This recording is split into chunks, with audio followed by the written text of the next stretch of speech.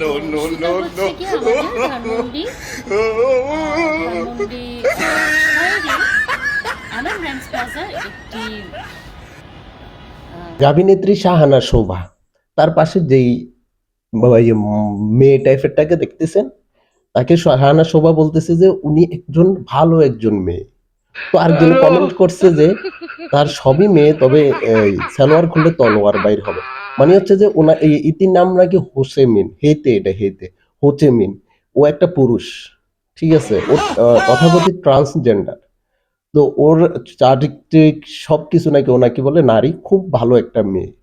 তো অভিনয় যারা করে, শাহানা শোভা বিগত সরকারের আমলে যত চাটাচাটি করার সব চাটাচাটি করছে।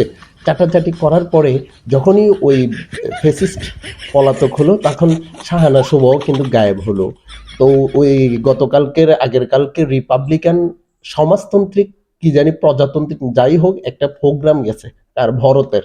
তো ভরতের প্রোগ্রামে Ho Chi Minh No, টুচিমিন no, no, ব্যাকমিন no. গেছে। আবার বাংলাদেশের ভিতরে যারা কঠোর বাংলাদেশি প্রেমী তারাও গেছে। যারা নিজেদেরকে বলে যে আমরা বাংলাদেশি, কিন্তু ভিতরে ভিতরে ভারতের দিল্লির দাসত্ব করে, এই ধরনের নেতা খেতাগুলোও গেছে। বাংলাদেশ জাতীয়তাবাদী দালালরাও গেছে। তো মনে করেন সবকিছু মিলাই এখানে হোচিমিনও গেছে। কথা বুঝেন নাই মনে হয়?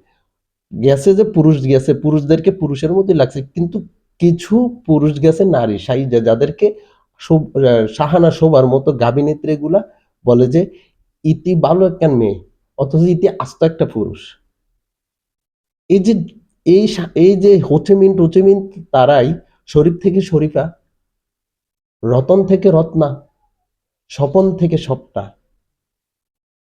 তারপরে হচ্ছে যে সাব্বির থেকে সাব্বিরা, ইত্যাদি ইত্যাদি টাইপের যত মনোমস্তিষ্ক পচনশীল শব্দ ওয়ার্ড আছে, প্রত্যেকটাই প্রত্যেকটাই কি সমাজকে ধ্বংস করার জন্য, পুরুষ জাতিকে ধ্বংস করার জন্য। এবং সমাজের গ্রহণযোগ্যতা পায় দুইটা লিঙ্গ, একটা হচ্ছে নারী, একটা হচ্ছে পুরুষ। আপনি যদি হিজড়াদেরকে যদি আপনি পুরুষ হিসাবে যদি তাদের যে কোনো একটা গোপনাঙ্গ যদি পুরুষের মতো হয়, তাহলে সে পুরুষ হিসাবেই সম্মোদিত হবে। আর যদি নারীদের মতো হয়, তাহলে সে নারীদের মতোই সম্মোদিত হবে, আচরণটা ভিন্ন করবে। লিঙ্গ তিনটা চারটা হয় না রে বাজান।